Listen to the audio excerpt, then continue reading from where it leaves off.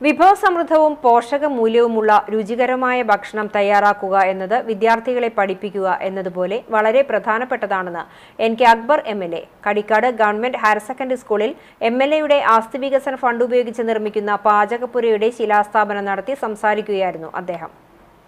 തിങ്കളാഴ്ച വൈകിട്ട് 4 മണിക്ക് സ്കൂളിൽ വെച്ച് നടത്തിയ പരിപാടി പുന്നൂർകുളം പഞ്ചായത്ത് പ്രസിഡന്റ് ജാസ്മിൻ ഷഹീറിന്റെ അധ്യക്ഷതയിൽ എൻ.കെ. അക്ബർ എം.എൽ.എ. ഉദ്ഘാടനം ചെയ്തു.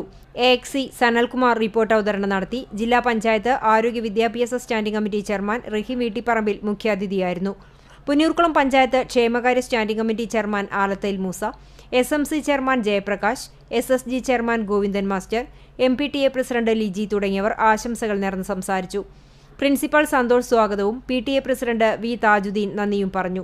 എം.എൽ.എയുടെ എൽ.എ.സി എസ്.ഡി.എഫ് ഫണ്ടിൽ 15.30 ലക്ഷം വകയിരുത്തി 517 സ്ക്വയർ ഫീറ്റ് വിസ്തീർണത്തിലാണ് പാചകപ്പുര നിർമ്മിക്കുന്നത്. കരാറുകാരൻ എം.എം. സുനിലിന്റെ നേതൃത്വത്തിലാണ് പണികൾ നടത്തുക. അടുത്ത അധ്യയന വർഷം കുട്ടികൾക്ക് നല്ല ഭക്ഷണം കിട്ടാൻ വേണ്ടി ഈ പാചകപ്പുര ഉപയോഗിക്കുക. അത് കേട്ടപ്പോൾ ഈ +2 കുട്ടികളുടെ മുഖമൊക്കെ വാടി. ഈ വർഷം നടക്കില്ലേ? അപ്പോ സുനി ഞങ്ങൾക്ക് ഉറപ്പ് നൽകിയുള്ള ഈ വർഷം പൂർത്തിയാവുക. അപ്പോ കുട്ടികളുടെ ഈ വർഷം അധ്യയന വർഷം മാർച്ച് മാസമാണ് അവസാനിക്കുക. അപ്പൊ അതിനു മുമ്പായിട്ട് പണിയൊന്ന് മാർച്ച് അവസാനത്തിന് പൂർത്തിയായാൽ അതില് പായസം കുടിച്ചു പോകണമെന്ന് കുട്ടികൾക്കൊരു ആഗ്രഹമുണ്ട്. അപ്പൊ ആഗ്രഹം നിറവേറ്റി കൊടുത്ത ഒരു പുണ്യം കിട്ടുന്ന കാര്യം കൂടിയാണ്. CCTV news Punnoorkulam.